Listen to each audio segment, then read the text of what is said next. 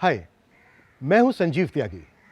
Crime petrol के और episodes के लिए लिव क्राइम को सब्सक्राइब करें और बेल आइकन दबाएं।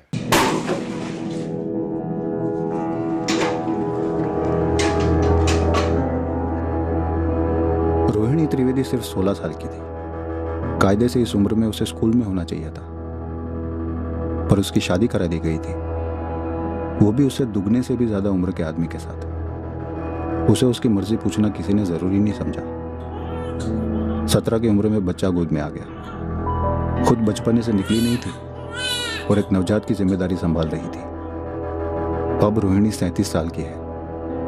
अब वो अपनी मर्जी जताती है, वो सारी चीजें करती है जो वो तब नहीं कर पाई जब उसे पता भी नहीं था कि जिंदगी में मर्जी नाम की भी कोई चीज होती है। एक तो आप जबरदस्ती मेरे घर से मुझे उठाकर यहाँ ले आए, इतनी देर से बिठाकर रखा है और वही सवाल पूछ रहे हैं जिसका जवाब मुझे पता ही नहीं है। आपको क्या लगता है कि मैं डर जाऊंगी? इस तरह से सवाल पूछने से मैं सारे इल्जाम कबूल कर लूंगी?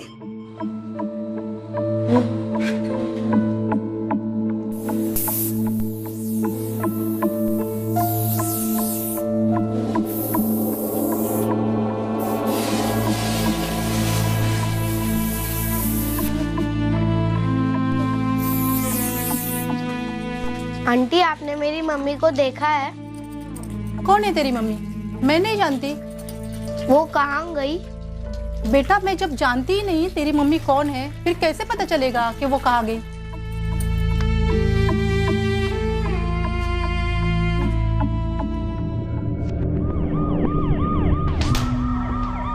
सितंबर का महीना था। पुणे शहर में हुए एक जुर्म ने सारे शहर में दहशत फैला दी।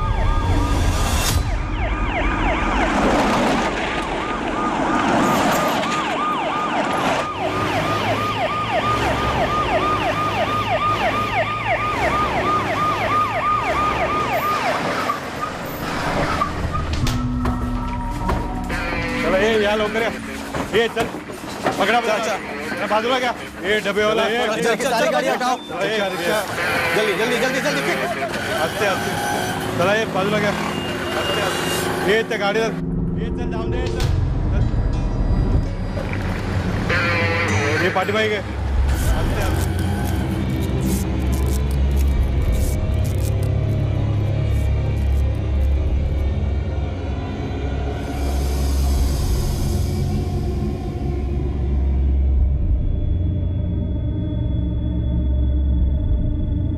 हमें 2 लावारिस बोरियों की खबर मिली थी। किसी अज्ञात आदमी ने फोन किया था, बोला था कुछ गड़बड़ लग रही है। जब हम पहुंचे हमें भी वही लगा।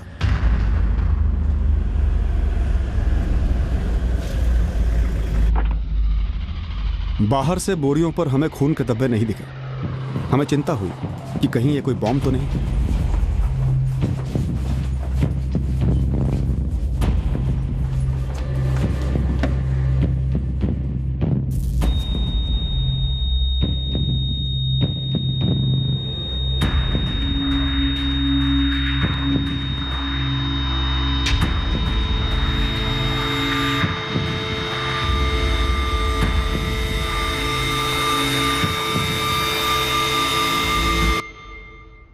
सर, कोई एक्सप्लोसिव नहीं है, मगर बदबू आ रही है काफी।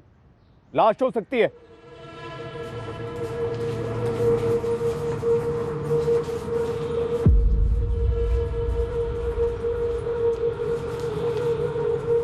खोलो।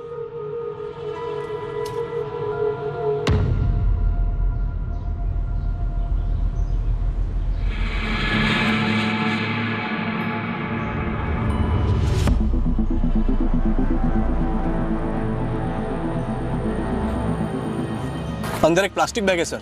इसमें भी? दोनों को बाहर निकालो। मेरी टीम लगी हुई है बॉडी पार्ट स्टिच करने में। रेडी होने में कम से कम 4-6 घंटे और लगेंगे। आप एक काम कीजिए, कल सुबह तक फोन कीजिए। पर क्या सारे बॉडी पार्ट्स एक ही औरत के हैं? इतना तो बता सकते हैं। देखने में ऐसा लग तो रहा है, पर एग्जैक्ट डिटेल्स मैं आपको कल सुबह ही बता पाऊंगा। आप कल सुबह तक वेट कर लीजिए प्लीज। और वो जो पेट फूला हुआ था, वो प्रेग्नेंट थी या सड़ने की वजह से लाश फूली हुई है? नहीं, सडन की वजह से बॉडी फूली है पर पेट नहीं। और वो प्रेग्नेंट लग रही है, और वो भी एडवांस स्टेज में। और उसकी पैरों की उंगलियों में वो अंगूठी मिली है। क्या कहते हैं उसे? बिछिया। हाँ हाँ। बिछिया और कुछ चूड़ियों के टुकड़े मिले उसके स्किन में घुसे हुए।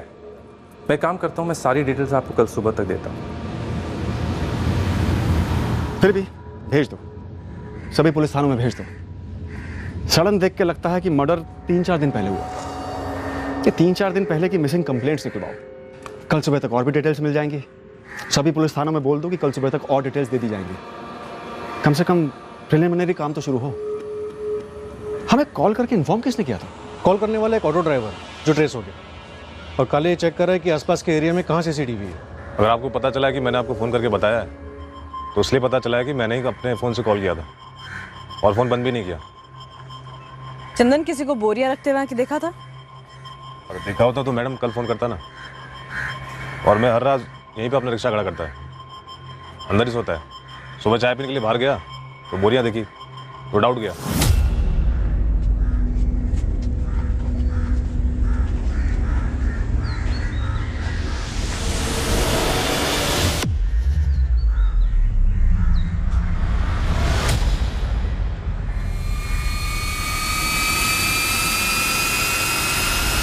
बोरे के बाहर तो खून लगा नहीं था, तो फिर कैसे डाउ?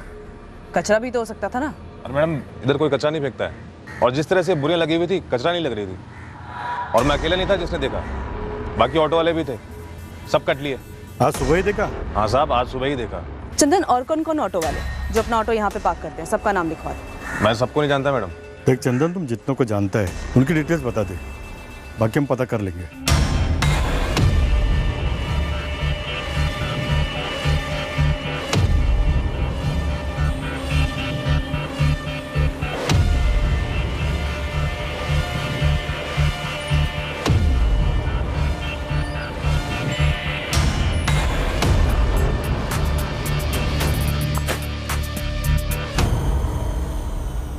आरएम सीमेंट के एंगल को अगर कंसीडर करते हैं तो सारे डिस्ट्रीब्यूटर, रिटेलर और सेल्स वाले सबको टटोलना होगा। बोरियों पर कोई बैच नंबर नहीं है गीता, ना ही अंदर सीमेंट के ट्रेसेस हैं। इन बोरियों को काफी टाइम से खाली करके रखा होगा। कंस्ट्रक्शन साइट का वर्कर हो सकता है जिसने इन दोनों बोरियों को स्पेशली इसी काम के लिए रखा होगा, या फिर कातिल ने कहीं से खरीदी होगी।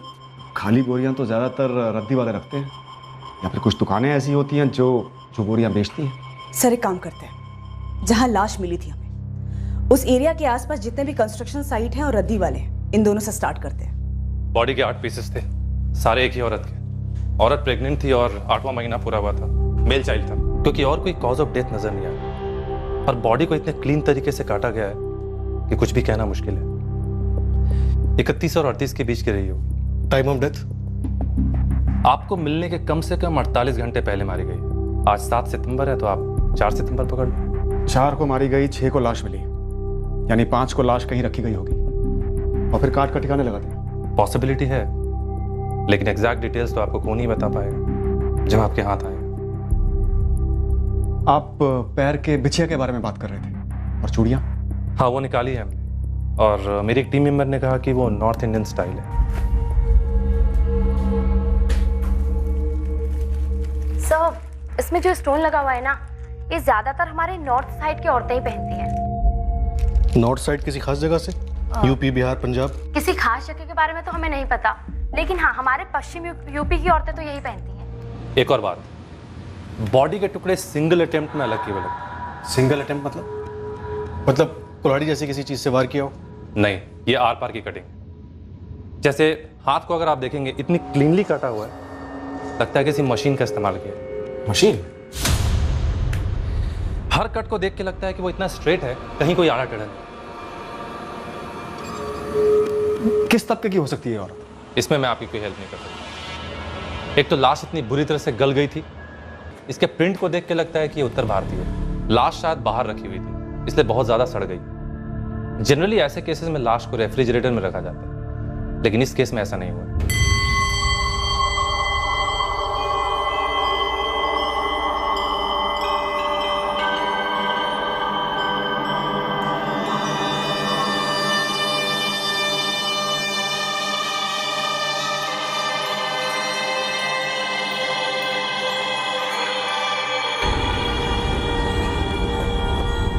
ये हड्डी के आर पार काटने वाला इलेक्ट्रिक सॉ मशीन हो सकता है, वो लकड़ा काटने वाला टिम्बर मार्ट्स में जो यूज होता है, या फिर मार्बल या पत्थर काटने वाली मशीन एक झटके में आर पार कर सकती है।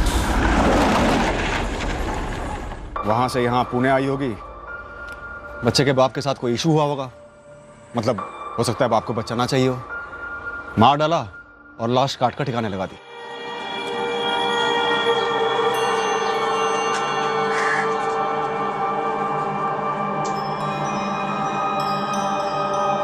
नॉर्थ इंडिया के पुलिस स्टेशंस में केस डिटेल्स भेजें, ये पिछिया की आइडेंटिफिकेशन करवाएं। चांस लेते हैं सर। वैसे भी हमारे हाथ में फिलहाल कुछ है नहीं, लेकिन सबसे पहले साइबर सेल की मदद लेनी होगी। पहले चेहरा तो बने, अगर पॉसिबल हो तो फेस के बाद पूरी बॉडी का स्केच बनाना, उन्हीं कपड़ों में। आइडेंटिफिकेशन में हेल्प होगी। Okay sir. हाँ गीता, संजय को एक सीसीटीवी फुटेज मिला है जिसमें एक बाइक दिखी है, उस पर 2 लोग हैं और सेम बोरियां हैं। ग्रेट।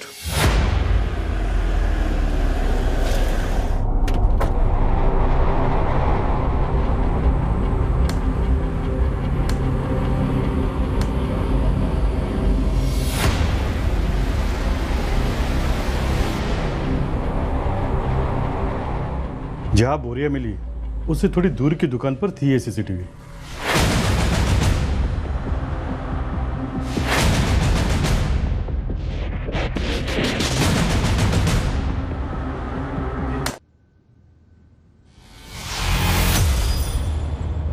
सिर्फ इसी दुकान पर सीसीटीवी था, इसके आगे की किसी दुकान पर नहीं था? यस सर, और किसी भी दुकान पर सीसीटीवी नहीं था। लेकिन यही लोग इन्वॉल्व है। बोरियां सेम, RM सीमेंट्स। बाइक की नंबर प्लेट दिख नहीं रही है और पीछे जो भी बैठा है उसने बहुत स्मार्टली अपना चेहरा कवर कर रखा है। और चलाने वाले का हेलमेट तो खैर पूरा ही ब्लैक है, चेहरा बिल्कुल नहीं दिख रहा। सर हेलमेट पे एक येलो पट्टी और बाइक के पेट्रोल टैंक का कलर बाइक के कलर से बिल्कुल अलग। पीछे जो बैठा है ये कोई आदमी है या फिर कोई औरत है जो जीन्स टी शर्ट पहन के बैठी है, ताकि हम गुमराह हो सके? सर फिजिक वाइज तो ये औरत ही लग रही है जिसने कंधे पे बैकपैक ले रखा है। किराए का जोड़ा हो सकता है, बस इसी काम के लिए।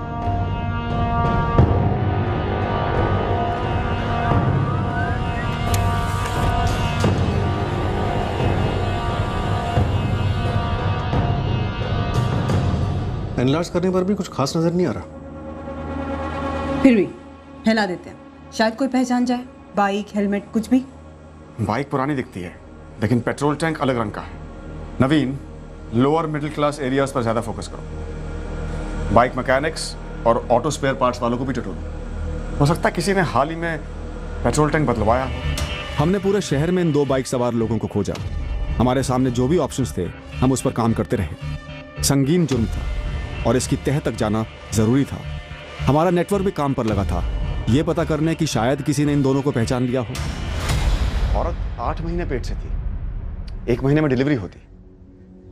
इस एडवांस स्टेज में किसी ना किसी गायनेकोलॉजिस्ट के पास तो गई होगी, कोई मैटरनिटी होम जहां डिलीवरी होने वाली थी। एब्सोल्युटली सर, किसी ना किसी हॉस्पिटल में अपॉइंटमेंट तो जरूर लिया होगा डिलीवरी के लिए।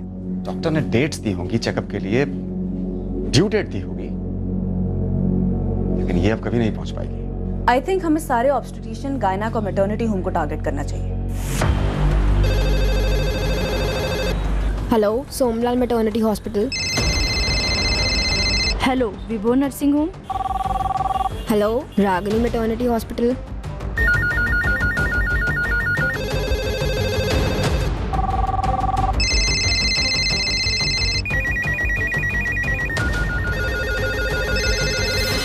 इसी लाइन का होगा सर। ये कारीगर लोग लेते हैं ना अपना मशीन किराए पर कुछ लोग का अपना भी होता है सर। तो फिर किराए पर देने वाले और कारीगर दोनों को टटोलो। सर ऐसे काम ज़्यादातर रात को होते हैं, पर मशीन आवाज़ करती है काफ़ी। आसपास के लोगों ने सुना भी हो। मोहल्लों में भी पूछो, किसी ने किसी घर से कोई आवाज़ सुनी हो या फिर किसी ने हाथ बटाया हो। फैल जाओ, सबसे पूछो कि अगर किसी को भी 8 महीने प्रेग्नेंट औरत के बारे में पता हो जो 4 सितंबर से गायब है, वो प्लीज़ सामने आए और तुरंत हमें इन्फॉर्म किए। हमारा ये भी अनुमान है कि मुजरिम कोई ऐसा शख्स हो सकता है जो पेशे से इस तरह के औजार का इस्तेमाल करता हो। तो टिप देने वाले की आइडेंटिटी को गुप्त रखा जाएगा और सही टिप देने वाले को इनाम भी दिया जाएगा।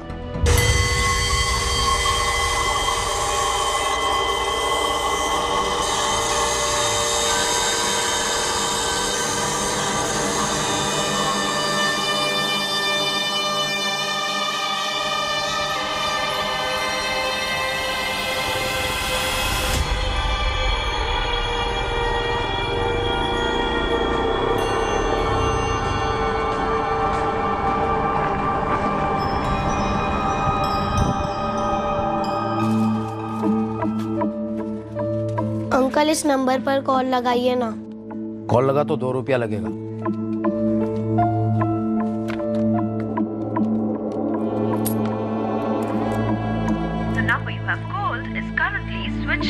फोन स्विच ऑफ है। वापस लगाइए ना। बेटा फोन बंद रखा गया है, तुम एक काम करो, बाद में आ जाना। जब सामने वाला फोन चालू करेगा तो तुम्हारी बात हो जाएगी।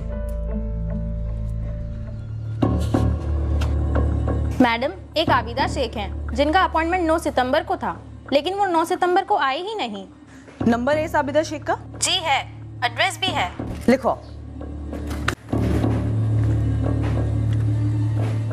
Thank you.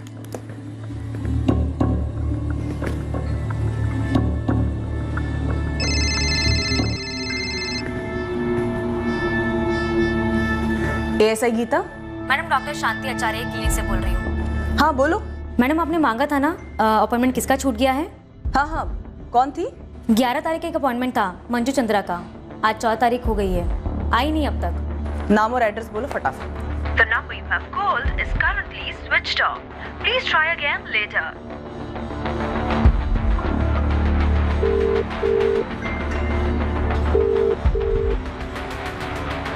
जैकर, गाड़ी निकालो। अर्चना चल।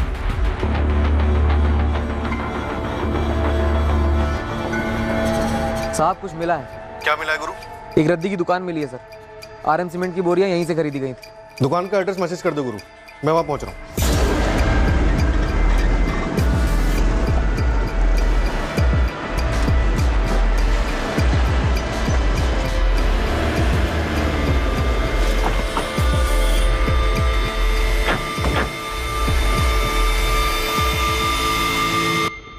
अरे भाई, house number 63। House number 63 ma'am, यहाँ से 2 गली बाद मिलेगा आपको। आबिदा शेख का घर है वो? ये नहीं बता सकता। ठीक है।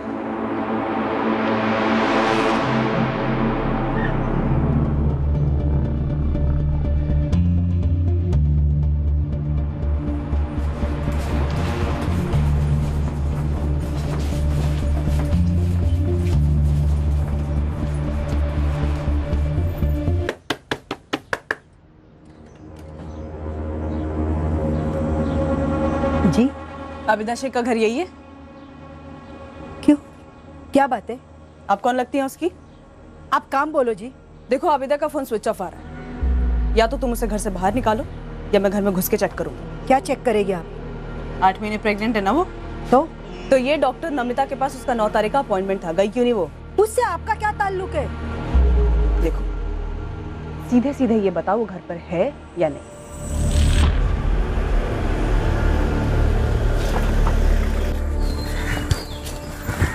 सरफराज नाम है इसका।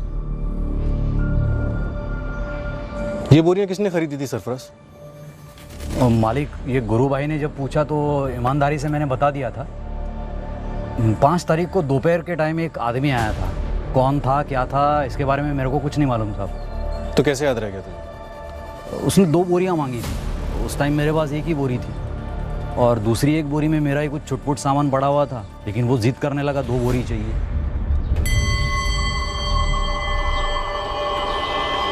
भाई सुनो, गोली मिलेगी? गोली चाहिए?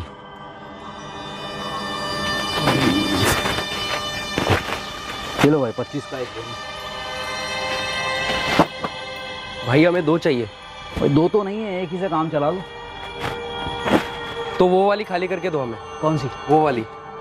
अरे ये बेचने के लिए नहीं है भाई, इसमें सामान बड़ा है हमारा, ये नहीं मिलेगी भाई। ये रखना है तो एक रखो, वरना माफ़ करना। हम दोनों का मिलाकर 200 देने के लिए तैयार है। 200? हाँ। भाई जल्दी खाली करना दूसरी वाली। पता नहीं उसको ऐसी क्या जल्दी थी। 200 रुपये 2 बोरी के आज तक मुझे किसी ने नहीं दी। पहले कभी देखा है उसे यहाँ पे? इसी मोहल्ले का? नाना साहब, उसको तो पहली बार ही देखा और इस मोहल्ले का तो गारंटी से नहीं था। ये देख, ये तो पहले भी देख चुका हूँ साहब। ये अखबार में भी छपी थी और गुरु भाई ने भी एक बार दिखाया। वैसे देखा जाए तो ये हो सकता है, लेकिन मैं पक्का नहीं बोल सकता साहब। साले 50 का माल रोज रोज कोई 200 में बेचता है क्या? शक्ल कैसे भूल सकता है तू? स्केच बनवा दे चल। अरे गुरु भाई क्या अभी, हर रोज़ इतने सारे बंदे दुकान में आते कैसे याद रहेगा। और वैसे भी ये कोई खासम खास बंदा तो था नहीं, मेरे को खाली सौदा याद है, उसका बंदे का थोपड़ा याद नहीं है साहब। मैं पूरे मोहल्ले में फील्डिंग लगा देता हूँ सर, किसी के घर में रुका मेहमान भी तो हो सकता है। एक बिगड़ छूटना नहीं चाहिए गुरु। 5 तारीख को बोरियां खरीदी गई थी, मोहल्ले में कोई सीसीटीवी है तो 5 तारीख का फुटेज निकलूंगा। देखो जबरन मेरे घर में घुसने नहीं दूंगी मैं।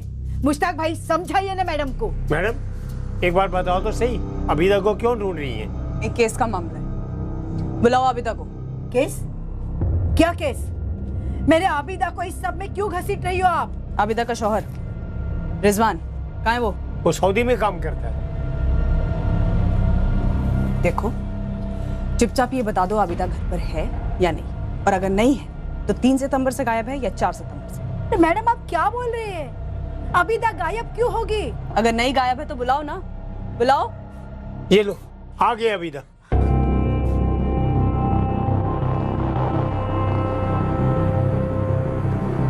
लो कर लो तसल्ली। अम्मी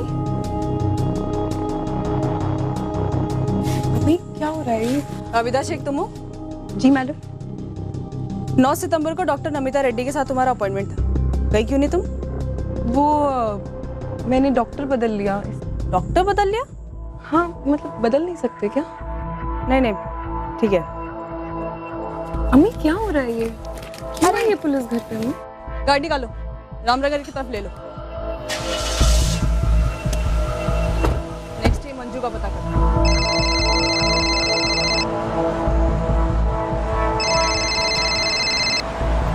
हेलो जी ये किसका नंबर है? इस नंबर से फोन आया था। मैं पुलिस। तुम मंजू चंद्रा बोल रही हो? हाँ हम मंजू चंद्रा हैं। क्यों किया मैडम आपने फोन? तुम्हारा डॉक्टर शांति आचार्य के साथ अपॉइंटमेंट था, गई क्यों नहीं तुम मिलने? हाँ वो हम गए नहीं क्योंकि हमारी ननद दूसरे डॉक्टर को दिखाने के लिए बोली। ठीक है गाड़ी थाने ले। सर गुरु अपने लड़कों के साथ खोजबीन कर रहा है, लेकिन अभी तक कुछ भी हाथ नहीं लगा। मिसिंग कंप्लेंट भी कोई मैच नहीं हुई। नहीं सर, 3 मिसिंग कंप्लेंट दर्ज हुई थी 3 सितंबर को, लेकिन उनमें से कोई प्रेग्नेंट नहीं थी। वो तो हो सकता है जानबूझ कर लिखवाया हो। सर तीनों केस की बैकग्राउंड चेकिंग की, सच में कोई प्रेग्नेंट नहीं थी और ना ही कोई गड़बड़ मालूम हुई। यूपी साइड से कोई खबर? कुछ भी ठोस नहीं सर। वहाँ की पुलिस को जो कुछ भी डिटेल्स मिल रही हैं वो मैं फॉरवर्ड कर रहा हूँ। एक बार सारे एंगल्स फिर से देखते हैं, हो सकता है कुछ हाथ लग जाए जो पहले छूट गया हो। फिर से स्टडी करते हैं। लावारिस डेड बॉडी और उससे जुड़े सुरागों को हम बारीकी से दोबारा छांटने लगे थे, जब अचानक से एक ऐसी लीड मिली जो हमारी तहकीकात के दायरे के बाहर से आई। हमें पहला ऐसा सुराग मिला जो हमें हमारे संदिग्ध तक ले जाने वाला था।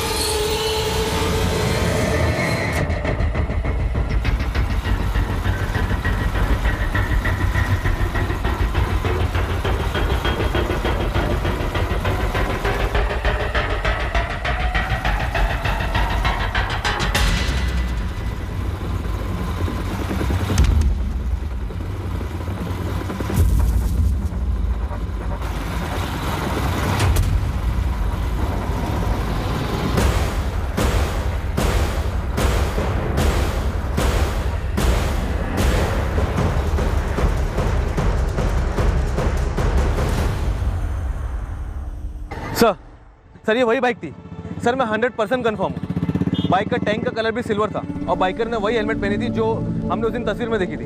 बढ़िया बढ़िया जगन, तुम बाइक का नंबर तो नोट कर पाए ना? सॉरी सर मैं नंबर तो नोट नहीं कर पाया। हाँ लेकिन गोविंद राय सर्कल के सीसीटीवी में बाइक कैप्चर हुई है। वो बढ़िया, तो तुरंत उसका फुटेज भेज दो। जी सर, मैंने अपने सीनियर से बात की है, उन्होंने फुटेज निकलवा लिया है। आधे घंटे में आप तक पहुँच जाएगी।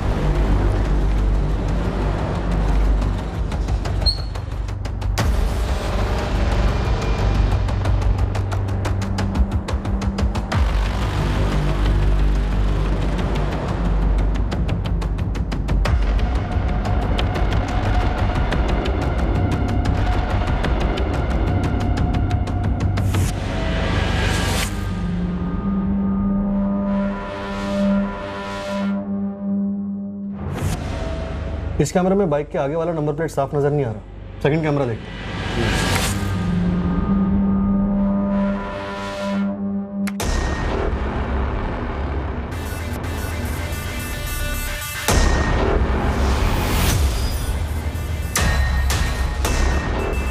हमें हमारा सस्पेक्ट मिल गया नवीन, उठा लाओ इसे।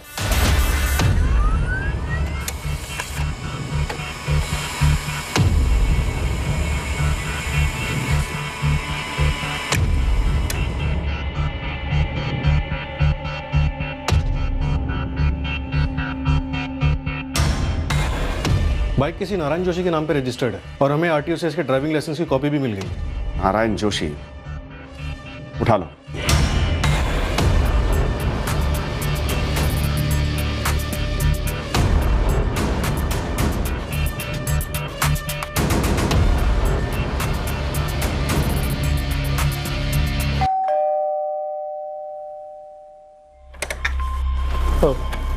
जी, ये औरत कौन? सर ये तो अखबार में थी, वो कटी हुई लाश। लेकिन मैं इसे नहीं पहचानता सर। ये बाइक पहचानते हो? हाँ, ये तो तुम्हारे नाम पर रजिस्टर्ड है, मना नहीं कर सकते। मेरे नाम पर? अजीब बात है, अभी तक इसका रजिस्ट्रेशन चेंज नहीं हुआ। अब तुम बोलोगे बेच दी वगैरह वगैरह। वगैरह वगैरह नहीं सर, सच में बेच दी, करीबन 4 महीने पहले सर, मई में। किसे बेची? बिना रजिस्ट्रेशन बदले? रजिस्ट्रेशन बदलने की जिम्मेदारी तो खरीदने वाले की होती है ना सर। मुझे इस मर्डर के बारे में कुछ मालूम नहीं सर, आप प्लीज मुझे इसमें मत घसीटिए। किसे बेची? एक असलम मैकेनिक है, बाइक रिपेयर करता है। मैंने उसको मार्च में बोला था कि कोई ग्राहक मिले तो बेच दे। उसका मई में फ़ोन आया था मुझे कि उसको एक पार्टी मिली है। उसने मुझे बाइक के 22,000 रुपये दिए। मैंने उसको बाइक और बाइक के पेपर दोनों दे दिए। असलम का नंबर और एड्रेस चाहिए। हाँ देता हूँ सर, है मेरे पास। तुमने असलम से पूछा नहीं उसने बाइक किसको बेची या खुद के लिए ली? खुद के लिए तो नहीं लेगा सर, मुझे लगता है उसने किसी पार्टी को ही बेचा है सर, लेकिन मैं पक्का नहीं बोल सकता हूँ।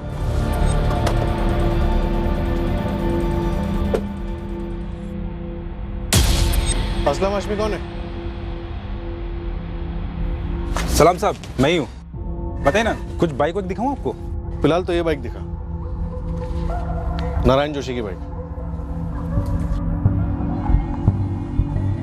ये तो नारायण जी की बाइक है साहब, मैंने ही बेची थी करीब मई के महीने में। पिछले 8 दिनों से ये फोटो लगातार अखबार में छप रहा है, न तू सामने आ ना ही नारायण जोशी। अरे नहीं साहब, आपने नारायण जी का नाम लिया ना, इसलिए फटक से याद आ गया। और साहब अखबार पढ़ता नहीं हूँ मैं पढ़ता हूँ सर, तस्वीर देखी भी थी, लेकिन मेरा ध्यान ही नहीं गया कि ये मेरी पुरानी वाली बाइक है जो असलम ने बेच डाली थी। बाइक किसको बेची थी? साहब उस बंदे का नाम तो याद नहीं आ रहा है। जिस बंदे को तूने बाइक बेची उसका नाम याद नहीं आ रहा तुझे? सच में याद नहीं आ रहा है साहब। और साहब नारायण जी की बाइक ऊपर से टिप टॉप और अंदर से बिल्कुल खटारी थी। वो मुझे कब से कहते रहते थे कि बिकवा दे बिकवा दे, तब तक वो बंदा आया और उसको उस बजट में वो बाइक फिट हो गई, तो मैंने उसको बेच दी। साहब ज़्यादा फायदा नहीं हुआ, बहुत छोटा सौदा था।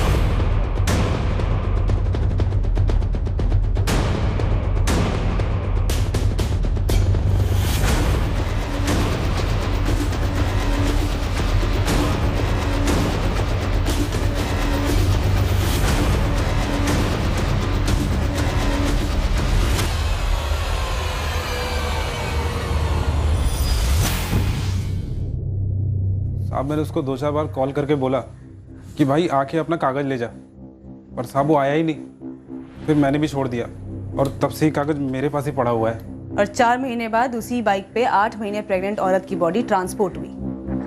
अरे मैडम मुझे कैसे पता होगा कि वो बाइक कोई कांड करने के लिए खरीदी गई थी? असलम हाशमी बोल दे, कौन थी वो मारी गई औरत? और ये औरत कौन है जो तेरे साथ बाइक पे बैठी है पीछे? किसने सुपारी दी तुम लोगों को? अरे साहब किसी ने सुपारी उपारी नहीं दी, मैं बस ईमानदारी से अपना गराज चलाता हूँ साहब। तेरे घर से तो कुछ नहीं मिला असलम, चल बोल वो कटर कहाँ से लिया तुमने?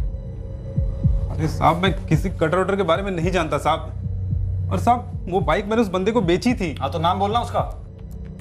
साहब नाम ही तो नहीं याद आ रहा है। तूने उसे 2-4 बार कॉल किया है, नंबर दे उसका, एड्रेस बता। मैडम वो एड्रेस मैं किसी से मांगता नहीं और उसका नंबर सेव नहीं किया था साहब, और उस बात को भी 3-4 महीने हो गए हैं। देख असलम, बहुत गोली दे दी तूने। सुपारी के 20,000 तूने बाइक पे खर्च किए और इसलिए तूने रजिस्ट्रेशन भी चेंज नहीं कराया। ये सच नहीं है साहब, वो बंदा खुद सामने से आया था मुझसे पूछताछ करने के लिए।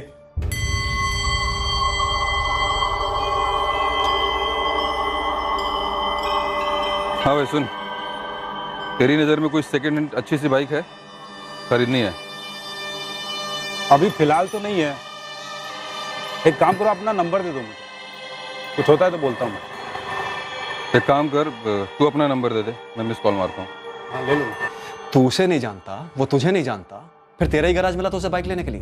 अरे साहब मैं मैकेनिक हूँ और सिर्फ बाइक का। और साहब इससे पहले मैंने कितने सेकेंड हैंड बाइक बेचे हैं, अब किसी ने बताया होगा मेरे बारे में। असलम तुझे उसका नाम नहीं आता, बात कुछ जम नहीं रही है। उसने तुझे अपना नंबर दिया लेकिन तूने सेव नहीं किया, तो तूने उससे कांटेक्ट कैसे किया नारायण की बाइक को बताने के लिए? तू टाइम वेस्ट कर रहा है असलम। बता दे कौन है ये और कौन कौन शामिल है इस मर्डर में। अरे साहब मैं अम्मी अबू की कसम खा के कह रहा हूँ साहब, मुझे सच में कुछ नहीं पता है। उस बंदे को मैंने 25,000 में बाइक बेची और सिर्फ 3,000 उसमें से लिए। साहब आप मोबी नगर में जाके किसी से ही पूछ सकते हो मेरे बारे में, कोई मेरे बारे में गलत नहीं बोलेगा साहब। साहब बेवजह मुझे इस मामले में मत घसीटो। हम नहीं घसीट रहे, ये बाइक तुझ तक पहुंची है। इस केस में बहुत गर्मी है असलम, और तू बता नहीं रहा है कि तूने बाइक किसको बेची। सर तो सारा सा किसी पर ही आएगा ना, ऐसे कोई बाइक बेची नहीं, ऐसे कोई पेपर चेंज नहीं हुए, ऐसा कोई कस्टमर था ही नहीं। अरे था साहब, बिल्कुल था साहब। मुझे यही सब लफड़े वाले काम करने होते तभी कहां से कहां पहुंच गया होता साहब। साहब मेरे हाथ देखो साहब, ईमानदारी वाले हाथ है साहब। नारायण जोशी की बैकग्राउंड चेकिंग हुई। हमें भरोसा हो गया था कि उसने वाकई में बाइक असलम को बेची थी। उसका इस मर्डर केस से कनेक्शन होना लगभग ना के बराबर था। मैकेनिक असलम हाशमी की बैकग्राउंड चेकिंग से भी कुछ शक करने जैसा नहीं मिला। उसके भी इस केस से ताल्लुक होने के आसार नहीं दिखे जिसमें एक प्रेग्नेंट औरत का मर्डर हुआ था। असलम हाशमी नाम है, नंबर है 444987646। इस नंबर पर मई मंथ में हमारे सस्पेक्ट के कॉल आए भी हैं और गए भी हैं, तो इस नंबर की टॉप प्रायोरिटी पे कॉल रिकॉर्ड निकालिए प्लीज। हमें उम्मीद थी कि अगर असलम सच बोल रहा था तो उसके कॉल रिकॉर्ड्स में उस खरीदार का नंबर दिखेगा जिसको असलम ने नारायण की बाइक बेची थी, जिसका कटी हुई डेड बॉडी डंप करने में इस्तेमाल हुआ था। काफी कोशिशों के बाद भी असलम सस्पेक्ट का हुलिया याद नहीं कर पाया, ना ही उसके बारे में कोई और जानकारी दे पाया। हम इस केस में कुछ आगे बढ़े तो थे, पर ऐसा लग रहा था कि हम कहीं जाकर अटक गए हैं। कुछ भी याद नहीं आ रहा साहब।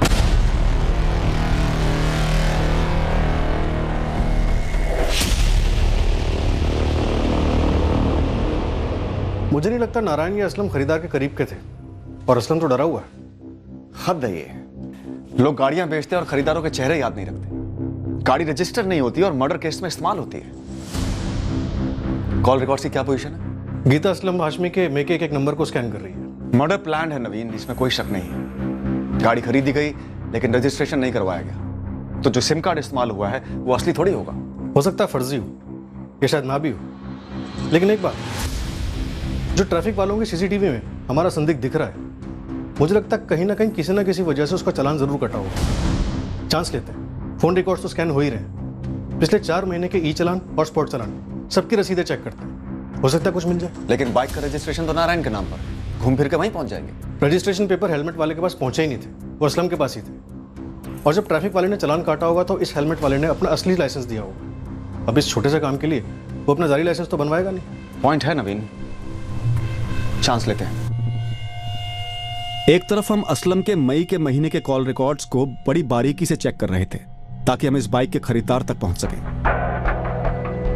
दूसरी तरफ हमने ट्रैफिक डिपार्टमेंट की मदद ली, यह जानने के लिए कि इस जुर्म में इस्तेमाल की गई बाइक से कभी कोई ट्रैफिक रूल तो नहीं टूटा था, चालान तो नहीं कटा था, या फिर मई से सितंबर के बीच कभी सस्पेक्ट का लाइसेंस चेक किया गया हो। काम आसान नहीं था, पर हमें भरोसा था कि हम संदिग्ध तक पहुंच ही जाएंगे। बस इस बात का अंदाजा नहीं था कि इसमें कितना समय लगने वाला है।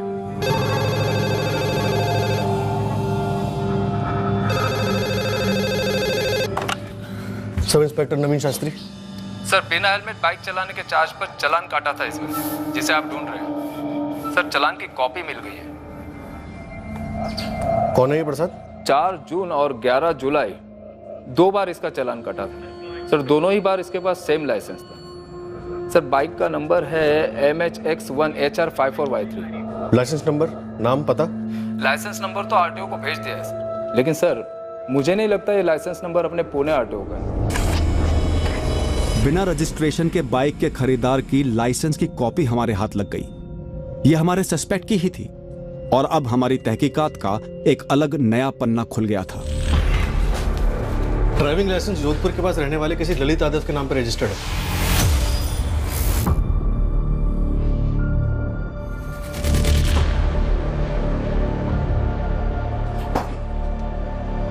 ललित यादव। अब हमारे पास एक नाम है नवीन, और सस्पेक्ट का चेहरा भी, और जोधपुर के पास का एक एड्रेस भी। जोधपुर वैसे यूपी साइड तो नहीं है जहां से विक्टिम हो सकती है, लेकिन जोधपुर राजस्थान यहां से तो नॉर्थ में ही है।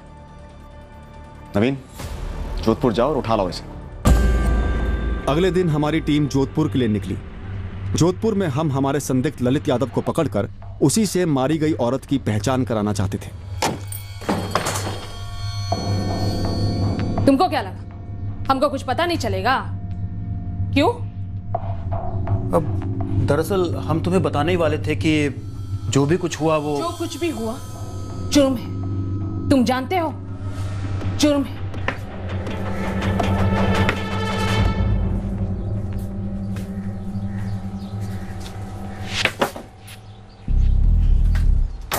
राम राम काका। हाँ राम राम।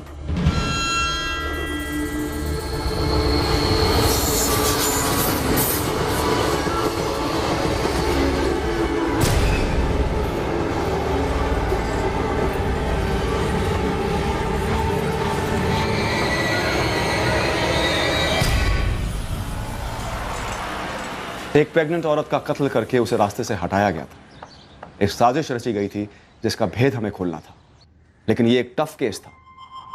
हम एक कदम आगे बढ़ते तो दो कदम पीछे भी जाते। हम अचरज में पड़ गए थे। क्या इस केस में वाकई इतनी बड़ी साजिश रची गई थी, या फिर केस उलझकर अपने आप में एक साजिश लगने लगा था? हम जोधपुर पहुंचे अपने प्राइम सस्पेक्ट ललित यादव का पता लगाने। For more updates, subscribe to our channel, click the show links and enjoy watching the videos.